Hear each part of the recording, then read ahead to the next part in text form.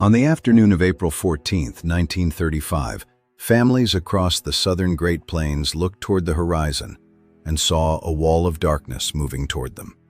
It was not a storm of rain. It was a storm of soil. A massive cloud of dust swept across farms and towns, blotting out the sun and turning day into night. People struggled to find their homes. Livestock vanished in the darkness. Dust forced its way through doors, windows, clothing, food, and lungs. The storm became known as Black Sunday. But the disaster had begun long before that afternoon. For centuries, the Great Plains had endured drought, wind, and extremes of temperature. The land survived because native prairie grasses covered the ground. Their deep roots held the soil in place, even when rainfall failed. That protection began to disappear as settlement expanded. During the early 20th century, high wheat prices and new farm machinery encouraged farmers to plow more land. Tractors made it possible to break the prairie faster and on a much larger scale than before. Millions of acres of grassland were turned into fields. For a time, the harvests were good. The open plains seemed to offer endless opportunity. But beneath the wheat, the soil had lost the roots that had protected it. Then the rains finally stopped. Beginning around 1930, severe drought spread across the region. Crops withered. Fields were left bare. The same winds that had always crossed the plains now found loose, dry soil with nothing to hold it down. The ground began to move. Dust rose from abandoned fields and failed farms. At first, the storms were local. Then they grew larger, darker, and more frequent. They buried fences, they covered machinery, they filled houses with a fine grit that could not be kept outside. Families placed wet cloth over their faces and stuffed rags into cracks around doors and windows. Still, dust settled on beds, dishes, floors, and skin. For many, breathing became painful. Children and older people were especially vulnerable.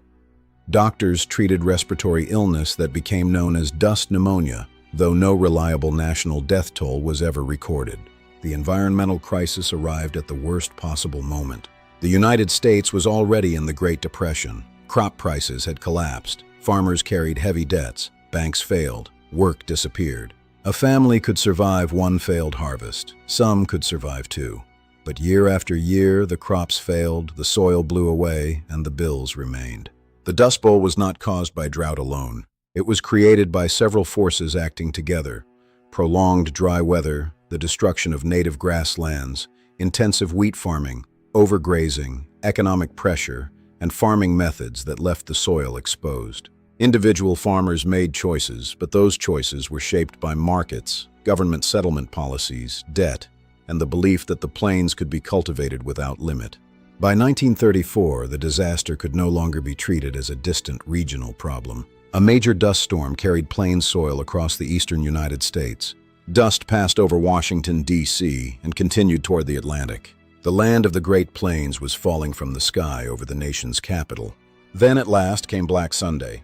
On April 14, 1935, an immense storm moved across parts of the Oklahoma and Texas Panhandles and surrounding areas. The approaching cloud appeared almost solid. Within minutes, visibility collapsed. People caught outside tried to follow fences or roads home. Families feared that children and relatives had been lost. Inside houses, lamps were lit in the middle of the afternoon. The storm gave the disaster its most enduring image. The storm also helped give the disaster a name. In the days that followed, the phrase Dust Bowl entered national reporting and quickly came to describe both the damaged region and the larger catastrophe unfolding across the plains. For the people living there, the choices narrowed. Yet some families stayed. They fought to save livestock, protect homes, and plant again when conditions allowed. Farmers such as Caroline Henderson, who lived in the Oklahoma Panhandle, recorded the exhaustion, uncertainty, and quiet determination of families who refused or were unable to leave. Others lost their farms through debt or foreclosure. They loaded what they could onto aging cars and trucks and traveled west in search of work.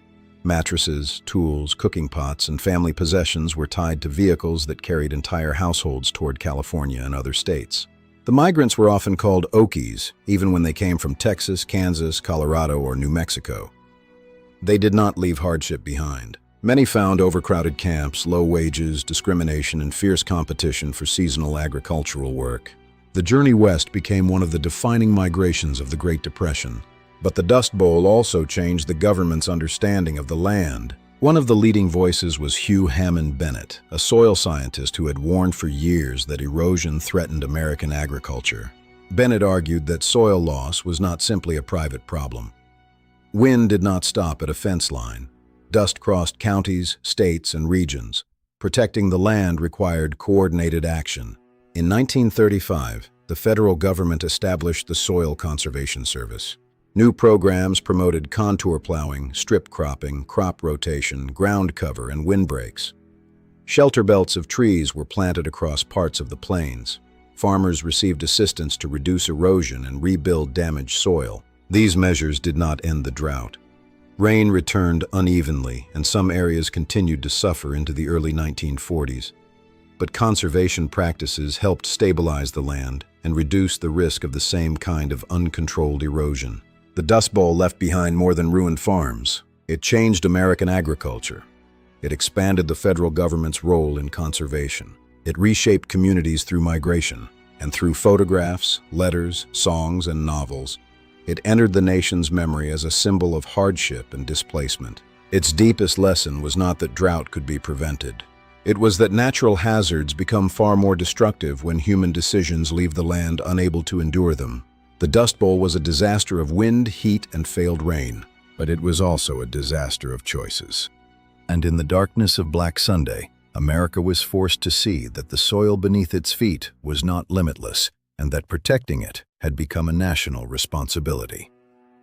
Fault Lines of History. Like and subscribe if you would like to hear more documentaries about the turning points that changed civilization.